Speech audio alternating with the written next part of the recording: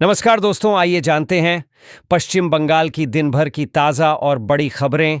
Video को like कीजिए और अगर अभी तक आपने चैनल को सब्सक्राइब नहीं किया है तो जल्दी से सब्सक्राइब कर लीजिए। तीसरी सोमवारी पर तारकेश्वर धाम में उमड़ा जन सैलाब। हुगली। सावन माह की तीसरी सोमवारी को तारकेश्वर धाम में श्रद्धालुओं का जनसैलाब उमड़ पड़ा। रविवार देर रात से ही मंदिर के मुख्य मार्गों पर पैर रखने की जगह नहीं बची थी।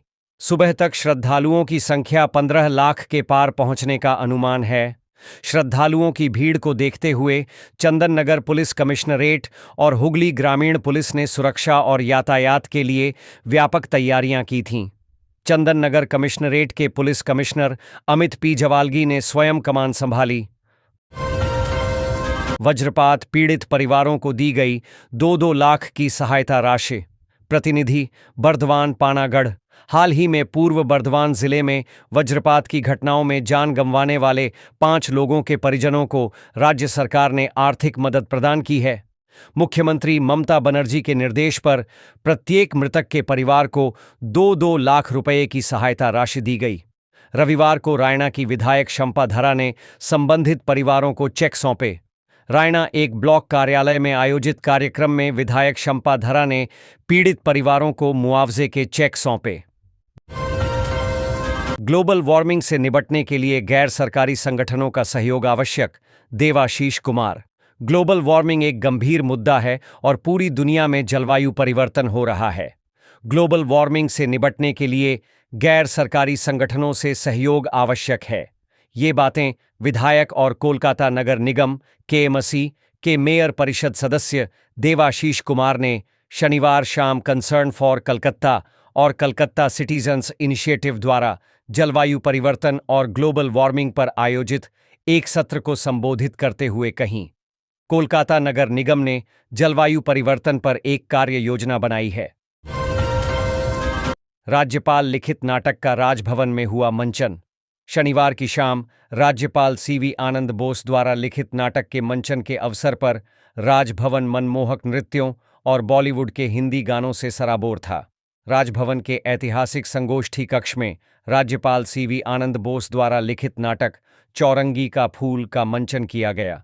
नाटक से केंद्रीय संस्कृति मंत्रालय के अधीन इजेडसीसी की पूर्वी शाखा भी जुड़ी रही। कलाकारों में प्रदेश भाजपा की नेता शर्वरी मुखर्जी शामिल रहीं।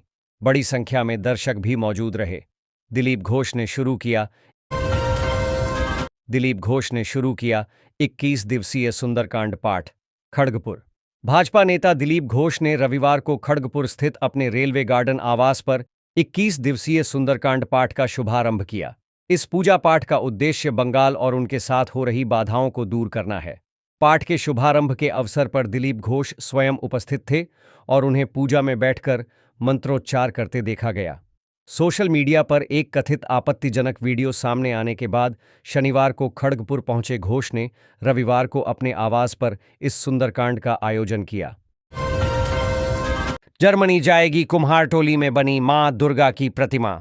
कोलकाता की प्रमुख दुर्गा पूजा समितियों में से एक संतोष मित्रा स्क्वायर इस साल अपने पंडाल में भारत की सशस्त्र सेनाओं की वीरता को प्रदर्शित करेगी, जिसका विषय ऑपरेशन सिंदूर पर आधारित होगा। पूजा समिति के प्रवक्ता सजल घोष ने बताया कि पंडाल में युद्ध के दृश्यों का रूपांतरण किया जाएगा जो भारतीय सेना के गौरव को उजागर करेंगे। उन्होंने कहा, हमारा उद्देश्य विस्तृत मॉडल, नाटकीय प्रकाश व्यवस्था, ध्वनि प्रभाव और कदम कदम बढ़ाए जा मेरे वतन और वंदे मातरम जैसे देशभक्ति गीतों के माध्यम से वीरता और बलिदान के क्षणों को प्रदर्शित करना है। आरजी कर कांड, फिर सड़क पर उतरेंगे चिकित्सक व नागरिक समाज के लोग। पिछले साल अगस्त महीने में आरजी कर मेडिकल कॉलेज एवं अस्पताल में एक महिला जूनियर डॉक्टर के साथ दुष्कर्म के बाद उसकी हत्या कर दी गई थी। इस घटना को हुए अब 1 वर्ष पूरा हो रहा है। अब न्याय की मांग पर एक बार फिर विभिन्न चिकित्सक संगठनों के साथ नागरिक समाज सड़क पर उतरने जा रहा है।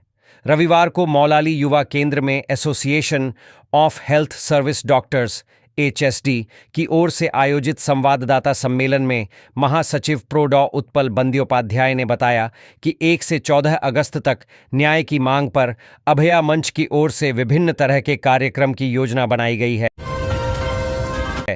प्राचीन दुर्गा मंदिर का ममता करेंगी उद्घाटन। बीरभूम। पश्चिम बंगाल की मुख्यमंत्री ममता बनर्जी सोमवार को अपने 2 दिवसीय जिले दौरे के दौरान बीरभूम के रामपुरहाट स्थित अपने पैतृक गांव चकाईपुर में मौजूद 200 वर्ष पुराने दुर्गा मंदिर का उद्घाटन कर सकती हैं। इस मंदिर का हाल ही में 55 लाख रुपए की लागत से जीर्णोद्धार किया गया है। हालांकि मुख्यमंत्री ने यह भी स्पष्ट किया है कि यदि समय मिला तो वह स्वयं आएंगी, अन्यथा वर्चुअली उद्घाटन करेंगी। यह मंदिर न सिर्फ धार्मिक महत्व रखता है, बल्कि ममता बनर्जी के पारिवारिक इतिहास से भी जुड़ा हुआ है। आमादेर पाड़ा। आमादेर समाधान कार्यक्रम में हल होंगी कई समस्याएं। कोलकाता। आमादेर पाड़ा आमादेर समाधान कार्यक्रम 2 अगस्त से शुरू होगा। राज्य भर में इसकी तैयारियां जोरों पर हैं। इस पूरे कार्यक्रम को लेकर राज्य सचिवालय नबान्न की ओर से मानक संचालन प्रक्रिया SOP जारी की गई है। इसमें कहा गया है कि यह कार्यक्रम 2 अगस्त से 3 नवंबर तक चलेगा।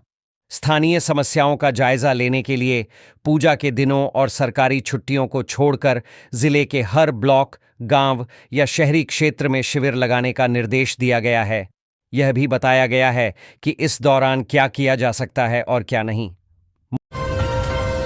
मोबाइल ऑन UTS ऐप से 15 दिनों में बिके 2 करोड़ 27 लाख के टिकट। सियालदह मंडल यात्रियों की सुविधा बढ़ाने और पेपरलेस टिकटिंग को बढ़ावा देने के लिए लगातार नए प्रयोग कर रहा है। इसी कड़ी में मोबाइल ऑन UTS ऐप को जोरदार सफलता मिल रही है।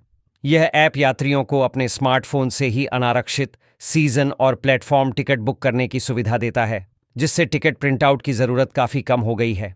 सियालदह मंडल द्वारा जारी आंकड़ों के अनुसार पिछले 15 दिनों में 1,59,528 यात्रियों ने ऐप का उपयोग करके 2 करोड़ 27 लाख 76,685 रुपये मूल्य के टिकट खरीदे हैं।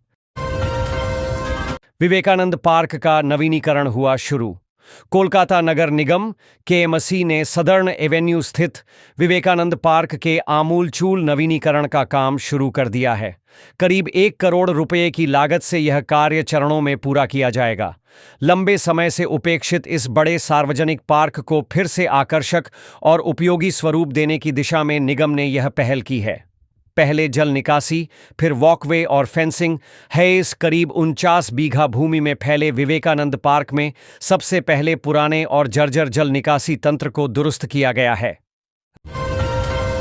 राज्य में तृणमूल का भाषा आंदोलन शुरू। निकाली गईं रैलियां। आज बीरभूम में पदयात्रा में ममता होंगी शामिल। कोलकाता तृणमूल कांग्रेस के नेताओं और कार्यकर्ताओं ने भाजपा शासित राज्यों में बांग्ला भाषी श्रमिकों के कथित उत्पीड़न के खिलाफ रविवार को राज्य के विभिन्न हिस्सों में रैलियां निकालीं। तृणमूल कार्यकर्ताओं ने कोलकाता के भवानीपुर और सियालदह तथा हुगली, बांकुड़ा, बीरभूम, कूच बिहार में मार्च निकाला। उनके हाथों में तख्तियां थीं जिन पर असम, ओडिशा, हरियाणा, दिल्ली, राजस्थान और महाराष्ट्र में पुलिस द्वारा कथित तौर पर प्रवासी मजदूरों का किए जा रहे उत्पीड़न। मालदा कटाव क्षेत्र का दौरा करने गए भाजपा सांसद को घेर कर किया प्रदर्शन। कोलकाता मालदा उत्तर क्षेत्र से भाजपा सांसद खगेन मुर्मू को रथुआ में कटाव क्षेत्र का दौरा करते समय लोगों के गुस्से का सामना करना पड़ा। स्थानीय लोगों ने सांसद को देखते ही घेर लिया। इसके बाद विरोध प्रदर्शन शुरू हो गया। उन्होंने सांसद के सामने अपनी शिकायतें रखीं। उन्होंने कटाव के स्थायी समाधान की मांग की। जब स्थानीय लोगों ने कटाव का मुद्दा उठाया तो भाजपा सांसद ने राज्य सरकार पर निशाना साधते हुए कहा कि केंद्रीय निधि इसलिए अटकी हुई है क्योंकि राज्य सरकार ने केंद्र के लिए DPR तैयार नहीं की है। बंगाल में डॉक्टरों को रजिस्ट्रेशन रिन्यू कराने के लिए क्रेडिट पॉइंट अनिवार्य। कोलकाता राज्य में अब डॉक्टरों के लिए अपने पंजीकरण संख्या को रिन्यू कराने के लिए हर 5 साल में 30 क्रेडिट आवर्स प्राप्त करना अनिवार्य कर दिया गया है। वेस्ट बंगाल मेडिकल काउंसिल द्वारा जारी इस अधिसूचना ने राज्य भर के डॉक्टरों, चाहे वे सरकारी क्षेत्र के हों या निजी, के बीच विवाद खड़ा कर दिया है। Association of health service doctors के पूर्व महानिदेशक प्रोफेसर डॉ मानस गुम्टा ने इस नियम पर आपत्ति जताते हुए कहा कि नेशनल मेडिकल कमीशन की गाइडलाइन में 30 क्रेडिट आवर्स का उल्लेख तो है, लेकिन पंजीकरण के रिन्यूअल के लिए इसे अनिवार्य नहीं किया गया है। प्रवासी परिवार के उत्पीड़न को लेकर बरसीं मुख्यमंत्री, कहा वे देश को कहां ले जा रहे हैं। मुख्यमंत्री ममता बनर्जी ने भाजपा पर रविवार को देश में बंगालियों पर भाषाई आतंक का शासन चलाने का आरोप दोहराया और दावा किया कि दिल्ली में पुलिस ने एक प्रवासी परिवार के सदस्यों की पिटाई की।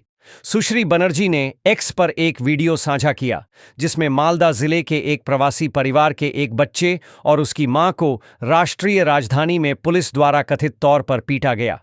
सुश्री बनर्जी ने लिखा, भाषा आतंकवाद में एक बच्चा भी नहीं बख्शा जा रहा है।